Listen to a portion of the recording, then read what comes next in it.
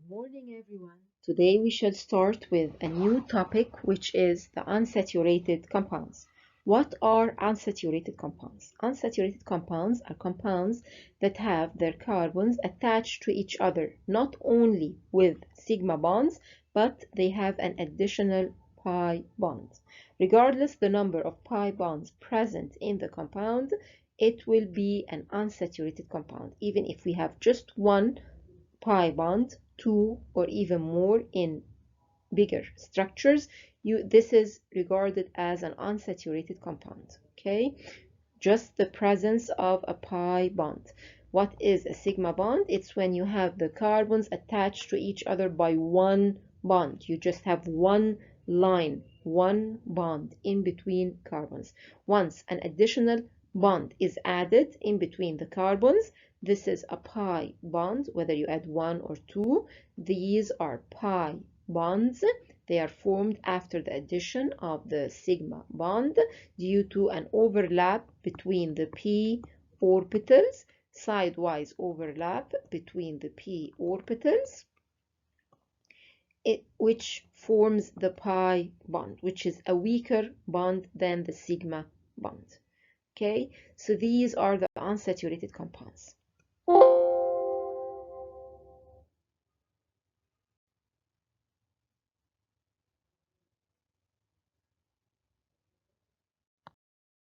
Saturated compounds can be classified into three main classes, which are the alkenes, where you have only one double bond, alkynes are only one pi bond.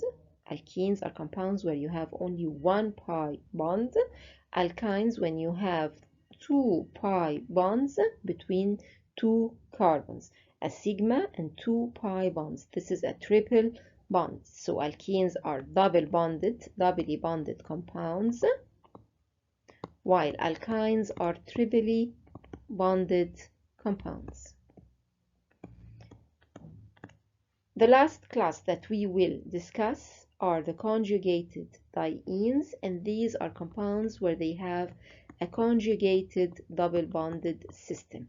What is the meaning of a conjugated system? A conjugated system is a system that contains an alternation between a single and a double bond. So you have here double followed by a single followed by a double. You have an alternation between single and double bonds. These are called conjugated dienes, and these are the last class that we will discuss in the unsaturated compounds. Okay, in any class, what we discuss is the structure of the class, the general formula of the class. The second point is their nomenclature, then their method of synthesis, and finally their reactions.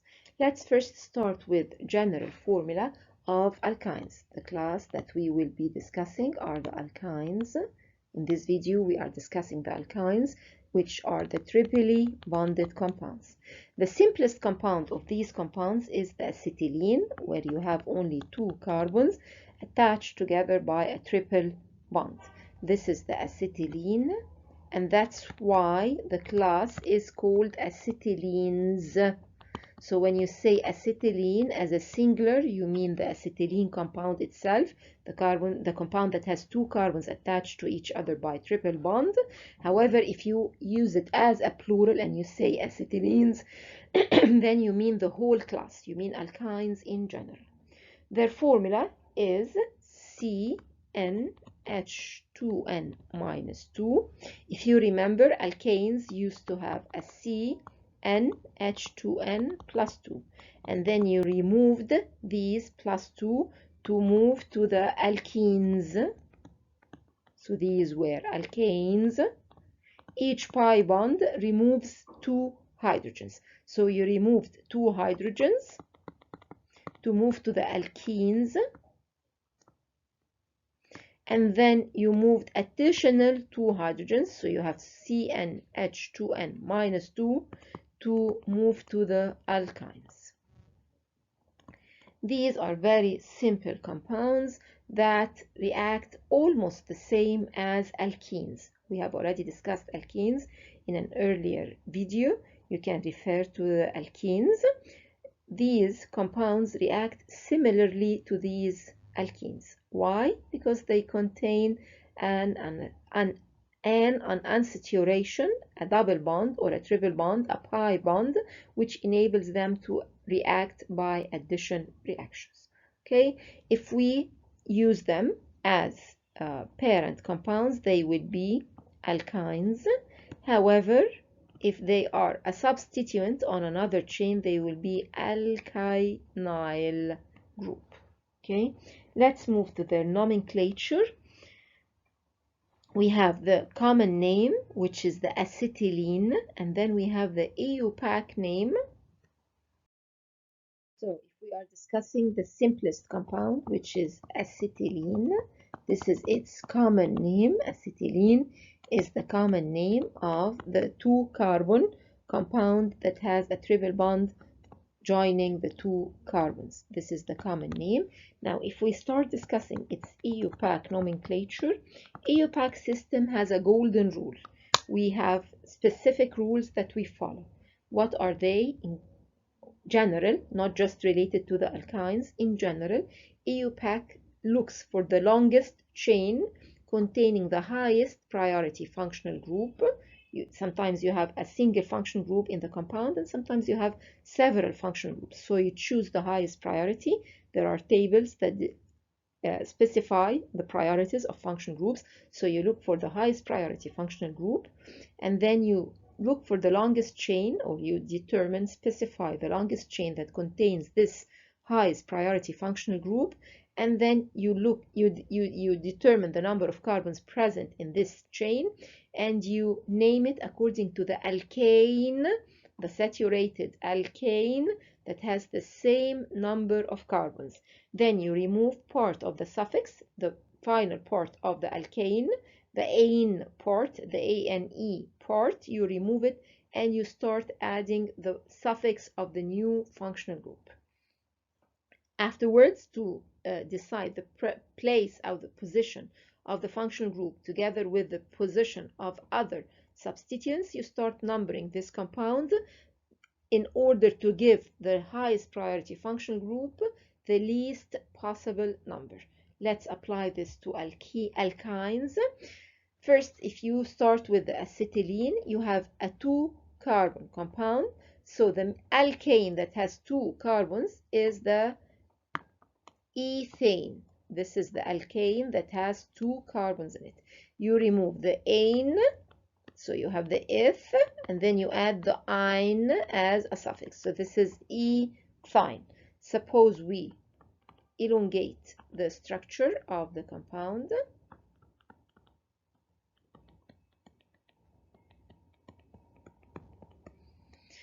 Again, we are looking for the longest chain containing the highest priority function group. We have just one chain, so this is our chain.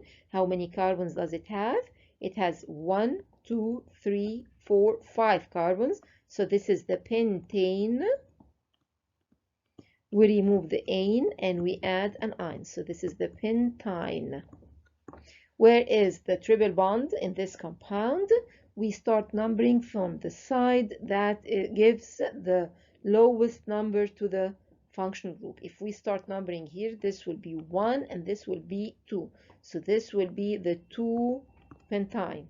However, if we start numbering on the other side, if we give this 1, 2, 3, we will have the 3-pentyne. So which is lower in numbering? The 2. So the correct numbering will be the 2-pentyne, and you should number from this side, and the green colored name is not a correct name.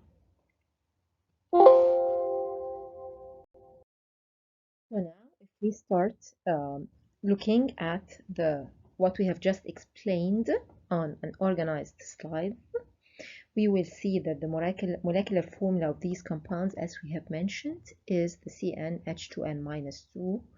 And these are the acetylenes or the acetylenic compounds where they have a triple bond in between their carbons. They react, as we say, the same way, and they are named the same way as alkenes. However, instead of removing the ane and putting in, we will remove the ane and we will put an ine. These compounds, when they are used as a substituent on a longer chain, are named as ynide. Okay. Have mentioned, we have the common name and we have the EU pack name. The common name of these compounds, the simplest one is the acetylene. The EU pack name is the ethine, coming from ethane, removing the ane and putting ine, so this is an ethine.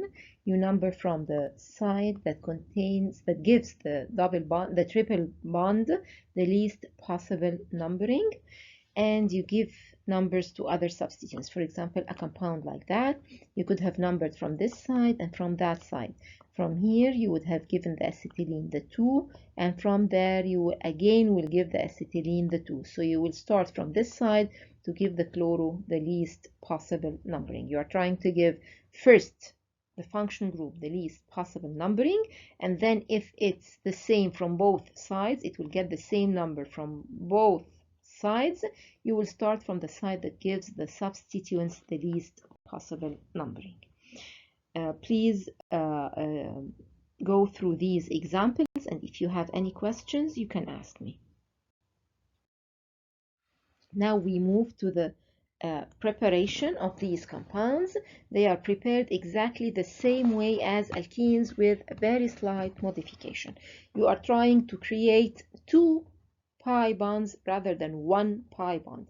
In case of alkenes, you had 2 carbons and you had one having a halogen and the other having a hydrogen.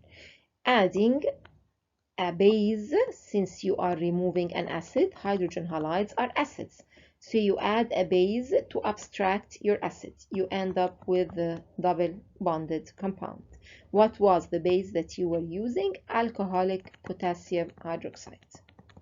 Another means was that you will have an OH, not a halogen, and the H.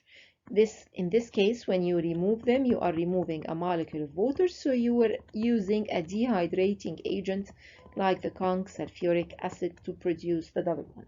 Now what you need is 2 pi bonds, not just 1 pi bond, you need 2 pi bonds. So what do? We add another halogen, so that you will remove 2 molecules of the hydrogen halide and produce a triple bond. You can also use 2 OHs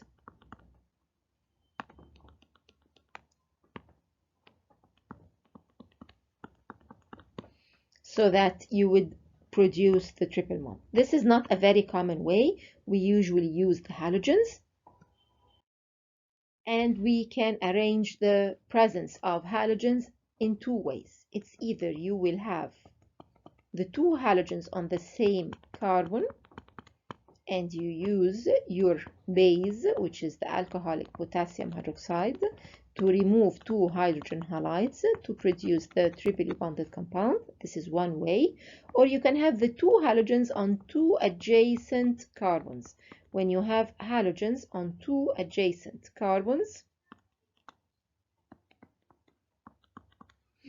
this is called the vicinal dihalides. When the 2 halogens are on 2 adjacent carbons, they have to be adjacent, they have to be following each other.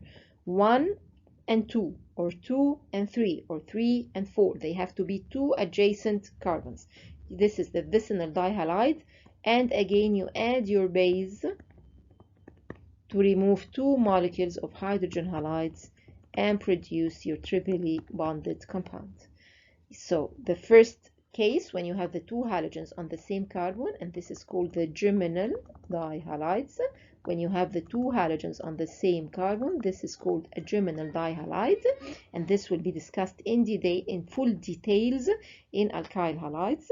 So you can use the geminal or the vicinal dihalides in presence of a strong base like alcoholic potassium hydroxide, or we have another example of another base, which is the sodamide. So you can use the sodamide or you can use the alcoholic potassium hydroxide.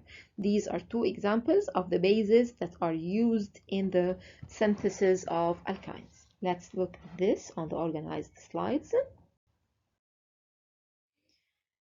So as we have mentioned, you will have two halogens on two adjacent carbons, which is the vicinal dihalide, and you use alcoholic potassium hydroxide. This is an alcohol, and this is the potassium hydroxide. You do two steps. In the first step, you remove the first molecule of the hydrogen halide, and then in the second step, you remove the second molecule of the hydrogen halide to produce the triply bonded compound. You cannot separate the intermediate containing the double bond. It moves directly to the triply bonded compound. The second method, as we have mentioned, is that when you use the geminal dihalide, where both halogens are attached to the same carbon, and again you use alcoholic potassium hydroxide to produce the triply bonded compound. As we have mentioned, you can have another base, or you can use another base, which is the sodamide instead of the alcoholic potassium hydroxide. It can be used in case of vicinal dihalides, and it can be used in case of geminal dihalides. It doesn't matter which type of hydrogen halides you're using. Again, the sodamide will produce the same product as in case of the alcoholic potassium hydroxide. Now moving to the reactions of these compounds, they are exactly or almost the same as alkenes. You have pi bonds, so you're actually producing addition reactions. You are going to break two rather than one pi bond. In case of alkenes, you had one pi bond. You were breaking this pi bond and adding one molecule to your compound. Now you would break two pi bonds, so you will add two molecules to your compound. This is one important difference between both compounds.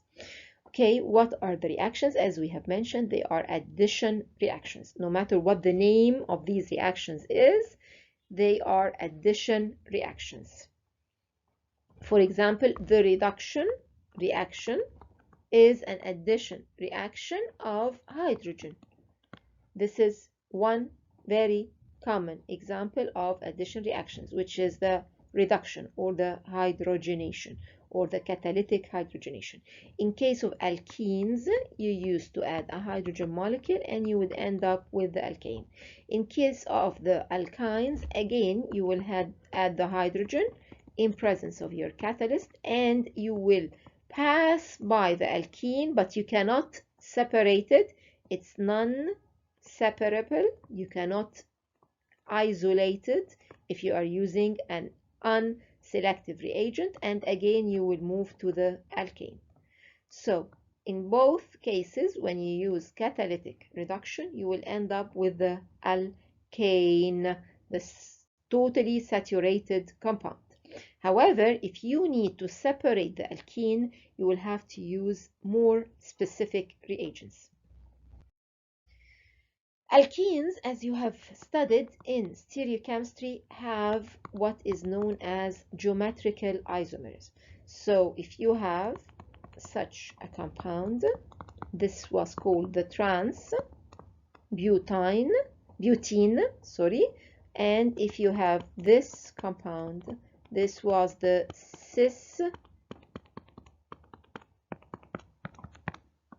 butene. So this is the cis-butene and this is the trans-butene. So it depends on which one do you need as a product. You will choose your reducing agent. If you need the trans, you will use sodium or lithium in presence of ammonia.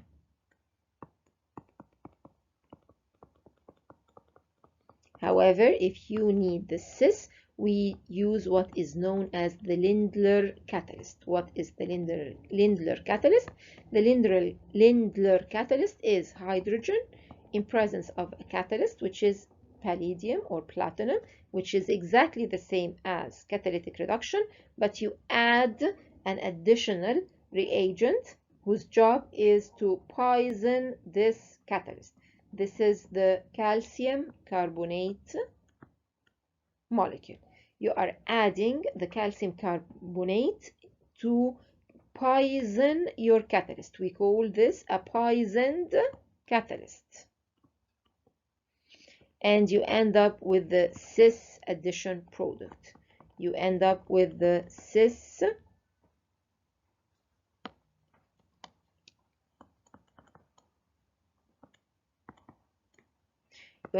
cis-butene. Why is the Lindler catalyst a catalyst that produces a syn addition or performs a syn addition, giving the cis product? In case of regular catalytic reduction, you have the surface of the catalyst. You have the surface of the catalyst. This is your catalyst. And then it adsorbs the hydrogen molecule on its surface, weakening the bond, making the hydrogen in the form of atomic hydrogen. Okay, this way your compound comes from the other side to the hydrogen, other sides of the catalyst to the hydrogen, and the reaction takes place from the same side. Both hydrogen molecules add to your structure from the same side because they are captured on the surface of the catalyst. So this is why they produce syn addition, pushing whatever is on the triply bonded compound to the other side from their attack. Okay, so this is why it produces a cis product and it performs a syn addition. So this is one type of reaction, which is an addition reaction known as the reduction. The second addition reaction is the addition of halogens, where you can add halogen molecules to your triply bonded compound to totally break all pi bonds and produce a saturated compound having tetra halogens bonded to its carbons, where you will have first two halogens breaking the first pi bond, and then you will add additional two halogens breaking the second pi bond. The third addition reaction is the addition of hydrogen halides, where you will have the triply bonded compound and you will add one hydrogen and one halogen to one bond, breaking one pi bond, and then you will add the other hydrogen and the other halogen, producing the singly bonded compound with two geminal dihalides. Usually this reaction will produce a geminal dihalide. Okay, which mechanism does it follow? It can follow the Markovnikov or the anti-Markovnikov, exactly the same as alkenes.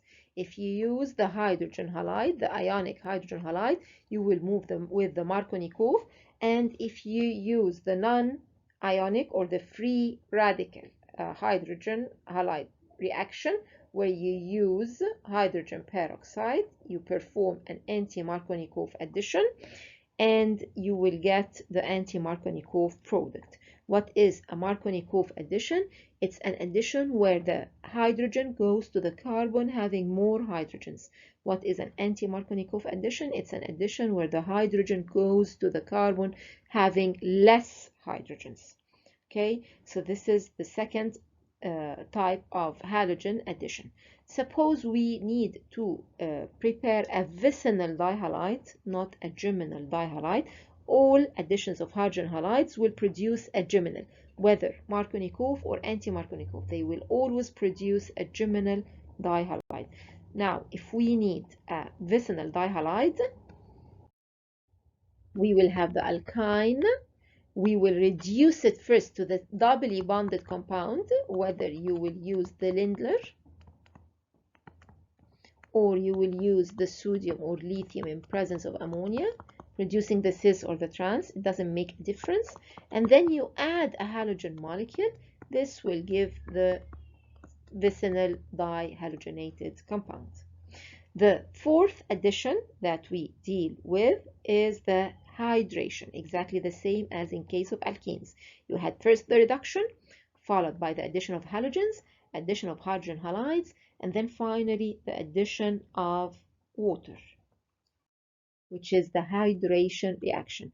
In case of alkenes, you used to add a water molecule, so you had one OH going to one carbon and the second OH going to the, sorry, and the hydrogen of the water going to the second carbon. You have an OH going to one carbon and a hydrogen going to the second carbon. In case of alkynes, you will have exactly the same. So you will have one OH and then one H going to the two carbons. However, in case of alkynes, it does not stop at this step, and you cannot add another molecule of water like you did in case of halogens, removing this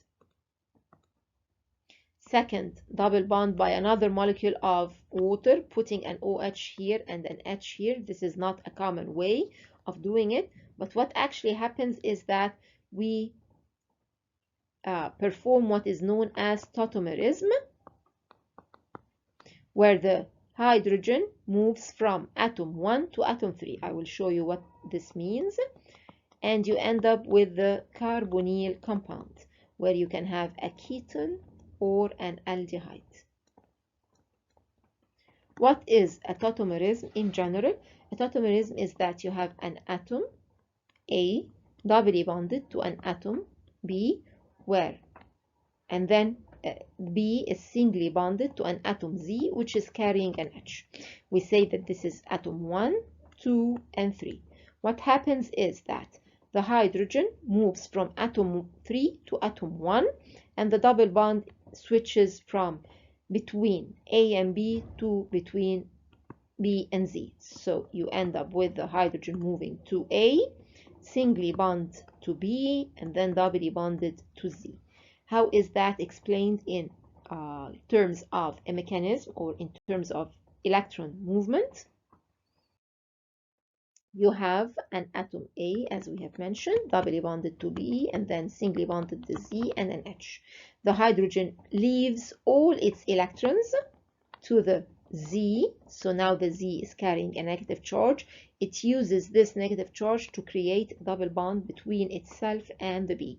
Now the B cannot carry more bonds than its upper limit or more than its valency, so it has to break a bond between it and A.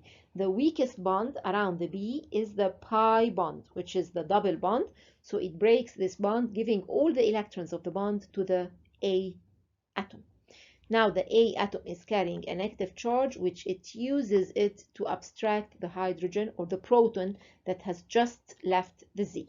So you end up again with the A carrying now the hydrogen, a single bond to the B, and then a double bond to the C. So the total of this reaction, tautomerism, is that you move the double bond from in between atom 1 and 2 to between atom 2 and 3, and then you move the hydrogen from atom 3 to atom 1. Usually the arrow between the two tautomers is the equilibrium arrow, because these two moieties exist in equilibrium in between each other. Whenever you have a carbonyl compound, this is if the Z is an oxygen, as we have just studied, you will end up with a carbonyl. These are carbonyl compounds. So if you have, whenever you have a carbonyl compound, for example, acetone, it's always in equilibrium with its ene. This is a double bond, so this is an ene, and this is an OH, so this is an enol form. You have always a tautomerism between the enol and keto form of any compound. So this was the final type of hydration or the addition, final type of addition reactions that can be performed on alkynes. We need just to specify two types of mechanism. If your alkyne is reacted using the Markovnikov mechanism, where you use a reagent which is water, sulfuric acid, and mercury sulfate, you are moving with a Markovnikov. Suppose this is your starting material. You will have a Markovnikov addition where you will have the OH attacking the carbon with less hydrogens and the H attacking the carbon with more hydrogens.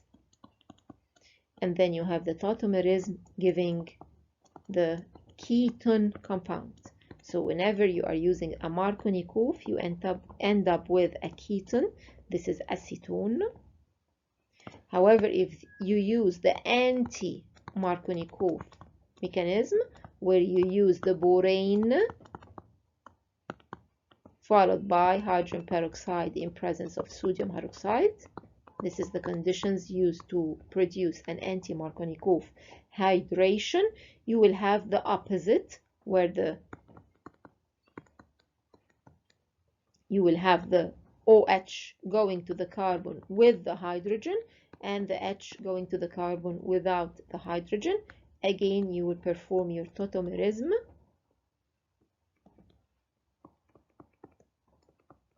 giving the propanal, which is an aldehyde. So you always end up with an aldehyde.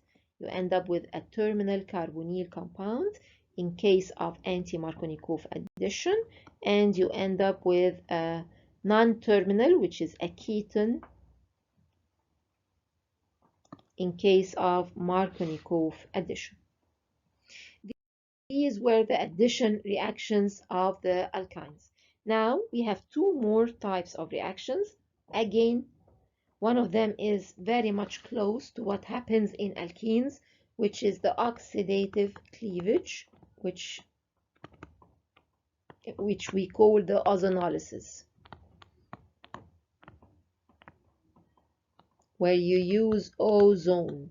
Okay, in case of alkenes, when you did this reaction, they always told you that you break the double bond totally, both the double and the single. You break the bond, the two bonds in between the two carbons, and you add an O on both sides. So you end up with this C attached to, doubly bonded to an oxygen, and the other C doubly bonded to an oxygen. In case of trivially bonded compounds, again you will break the whole bonds in between the two carbons, and you will add an oxygen on both sides. However, if you do this, oxygen can only carry two bonds. It's a bivalent compound, while the carbon had 3 bonds on it. Your carbon had 1, 2, 3. You used 2 of them with this oxygen. You still have 1 bond that got broken and you're not using it yet. So you add another oxygen in the form of an OH. So you end up with a carboxylic acid compound. Okay, so if you started with, for example, this compound, you will end up with the same R and the carbon carrying an OH and a double bond O, and on the other side the R with the C carrying a double bond O and an OH. This is the oxidative cleavage of these compounds. The final reaction of alkynes is the acidity of these compounds. Alkynes are acidic compounds, and you have already seen this in the introduction of organic chemistry, where we said that if you have an sp3 carbon attached to a hydrogen, and an sp2 carbon attached to a hydrogen, and an sp carbon attached to a hydrogen, the acidity of all these hydrogens are different. You have this is the highest acidic compound, followed by this hydrogen, followed by this hydrogen. Why is that? First, let's refer to the definition of an acid in organic chemistry. In an organic chemistry, an acid is a compound that can release protons. So if I say that this hydrogen is acidic, it means that this hydrogen can leave as a proton. What does it mean that it can leave as a proton? It means that it will leave as a positively charged moiety, leaving the carbon beside it as a negative charge, and it will leave as a proton. Why would an sp carbon release a proton much easier than an sp2, much easier than an sp3? This is because of the length of the bond in between the carbon and the hydrogen. As you have already studied, sp bonds are shorter than sp2 bonds, shorter than sp3 bonds. And this has been discussed in full details in the introduction, where we said that the bond length is highly related to the S character. The S character in case of the sp is 50% of the structure. You have two orbitals, an Sn and a p, so the S is 50%. It's half of the orbitals present. In case of an sp2, you have three orbitals, one S, two p's, so it's a 33% of the bonds, 33% of the orbitals present. In sp3, you have one S and three p's, so 1 plus 3 equals 4. So the S is 1/4, which is the 25% of the total number of orbitals present. The S is a small orbital, it's a spherical orbital, while the P is a big orbital, it's a dumbbell-shaped orbital.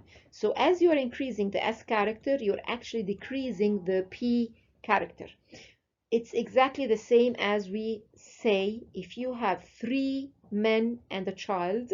The three men are the three p orbitals, as in case of the sp3, you have three men and a child. In case of the sp2, you have two men and a child. In case of the sp, you have one man and a child. Which will be bigger in volume and in size? If you have three men and a child, or two men and a child, or one man and a child, definitely the bigger is the three men and a child. This is a big sized combination. So now you have the bond longer than in case of you have the two men, which are the p orbitals, and the child, bigger than the, or longer than the, if you have only one man and a child. So this is how we measure the bond, or how we decide the length of the bond, based on the number of p orbitals and the number of the s orbitals present in the hybridization of this structure.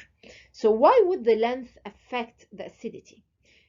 What did we say about acidity? As we mentioned, acidity is the ability to lose a proton, which means that the carbon can accommodate a negative charge, which means that the carbon is highly electronegative. Your carbon is highly electronegative, so it is attracting the electrons of the bond towards itself, taking the electrons away from the hydrogen and allowing the hydrogen to leave as a positively charged atom or ion. So in which case will the carbon be more electronegative and thus attract the electrons of the bond between it and the hydrogen? What is electronegativity? It's the ability of the nucleus to attract the electrons of the outermost shell.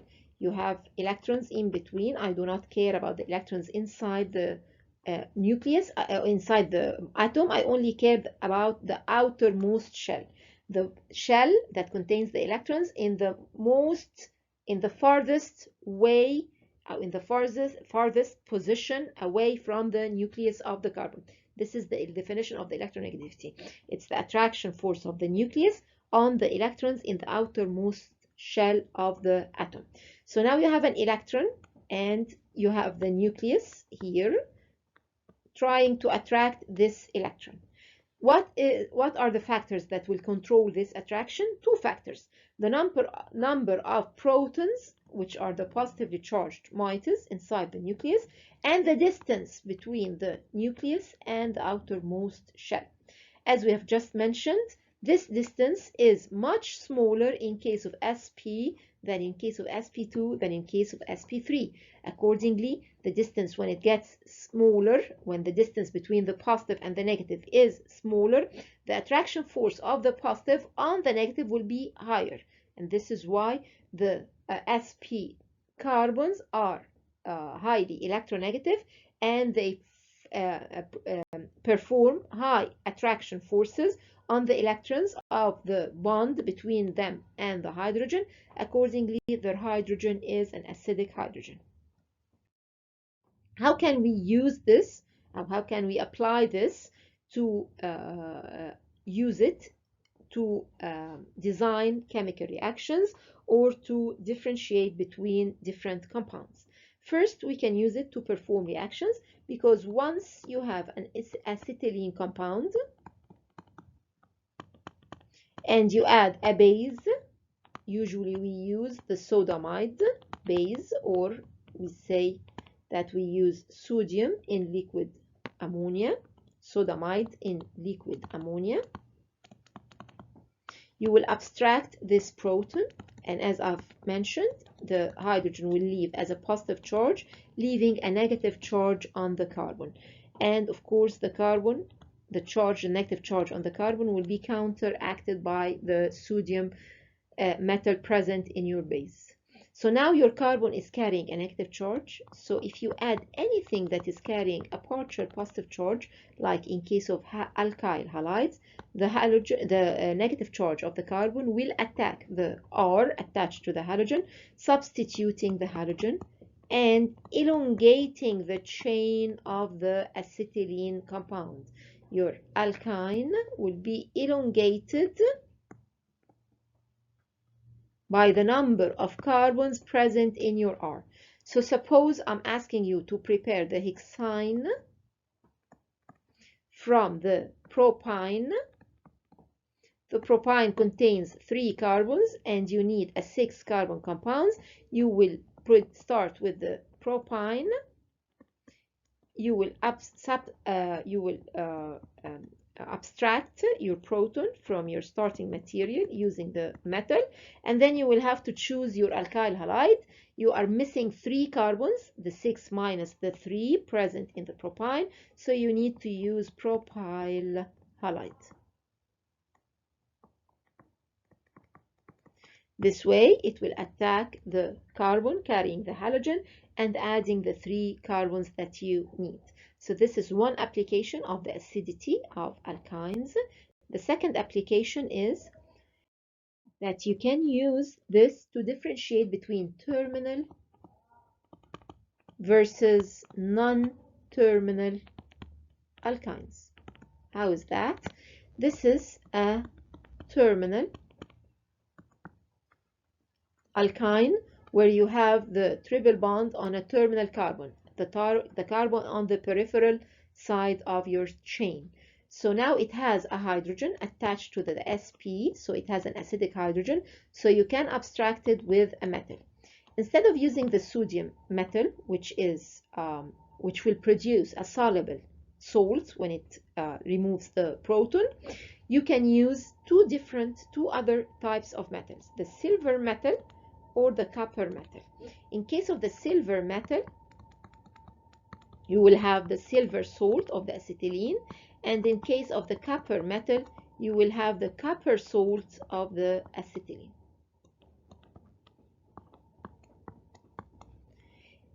Both these salts are precipitates.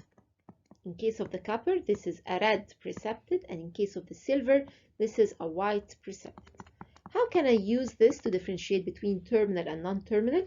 As I've just mentioned, in case of the terminal alkynes, you already have a hydrogen attached to the alkyne.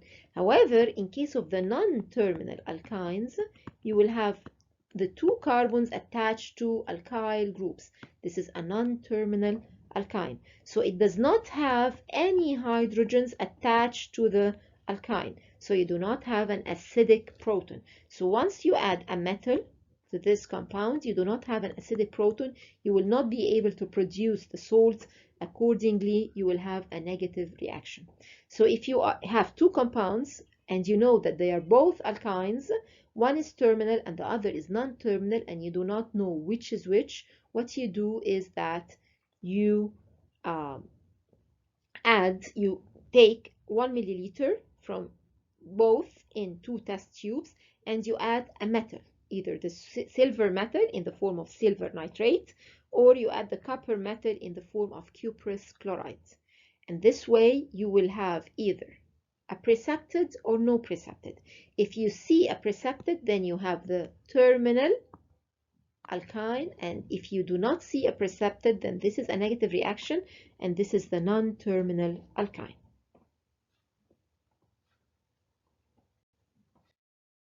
Now, if we start looking at the organized slides showing these reactions, we will see that the first reaction is the acidity of terminal alkynes, where they have an acidic hydrogen. So putting any metal, either the sodium, the soda in the form of sodamides, or the copper or the silver, you will end up with the salt of the compound. You can use this to elongate the chain of your alkyne using an alkyl halide, or you can use it to produce precipitates to be able to differentiate between terminal and non-terminal amines. As we said, you can use the silver nitrate or the cuprous chloride in presence of ammonium hydroxide to produce your salts, which are in the form which will be in the form of precipitates, whether a white precipitate in case of silver or a red precipitate in case of copper. The second types of reactions are the addition reactions, where you add either a hydrogen in presence of a catalyst to produce the alkane, or you can perform a selective reduction to the alkene using either the Lindlar, giving the syn addition and giving you the cis product, or you can use the sodium or lithium in presence of ammonia to give the anti-addition, giving the E or the trans product. The second addition, you can add halogen molecules producing a tetra halo compound, or you can add hydrogen halides to produce a geminal dihalide. As we have mentioned, you can follow the Markovnikov or the anti-Markovnikov mechanism.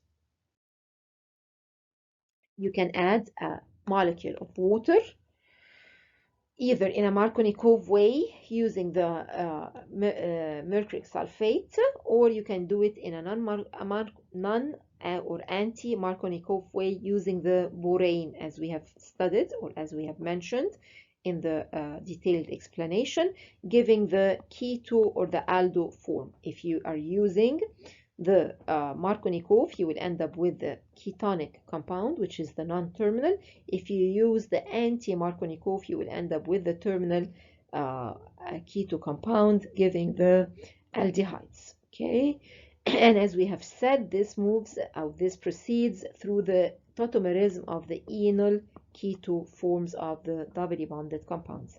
Finally, the last reaction will be the oxidative cleavage, which is the ozonolysis, or you can use basic potassium, alkaline potassium permanganate, where you will break this double bond and convert each carbon of these carbons into the carboxylic acid.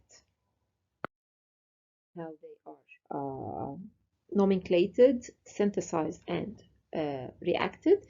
We have the acetylenes, as we said. You use for their nomenclature the name of the alkane, the equivalent alkane.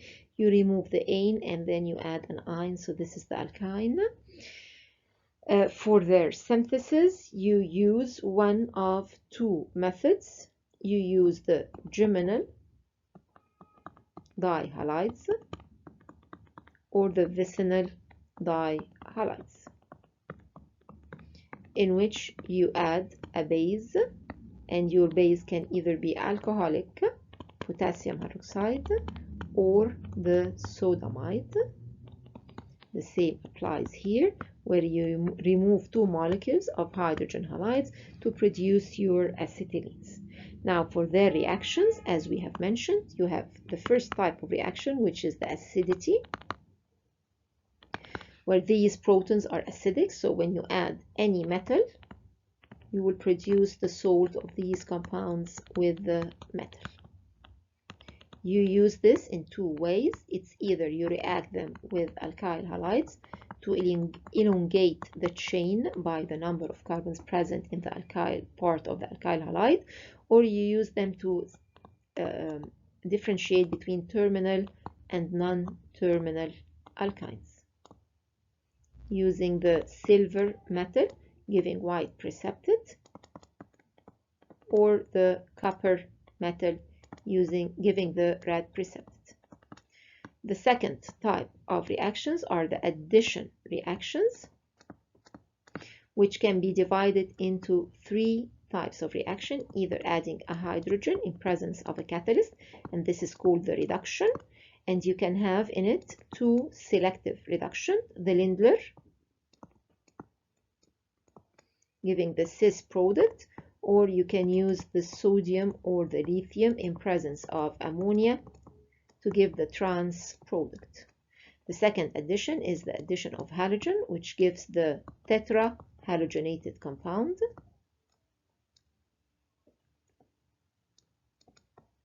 And finally, the addition of hydrogen halide, either using a Markovnikov or anti-Markovnikov. And you get in both cases the geminal dihalide. Finally, the last type of reactions is the oxidative cleavage,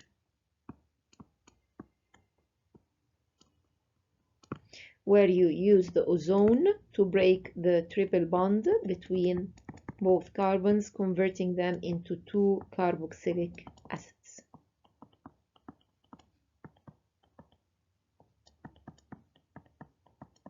So this is to summarize the class of alkynes. These are the alkynes.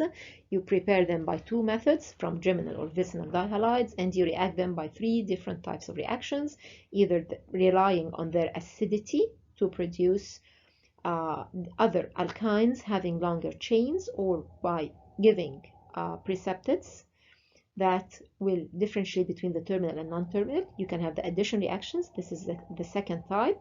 Addition can be of a hydrogen, of a halogen, or of a hydrogen halide molecule. And finally, the oxidative cleavage, where you break them using the ozone. This is all what we're going to be discussing in alkynes. I hope you have learned enough about alkynes to help you understand further classes of drugs having this functional group. Okay, see you in the next video. Hope you have enjoyed this video.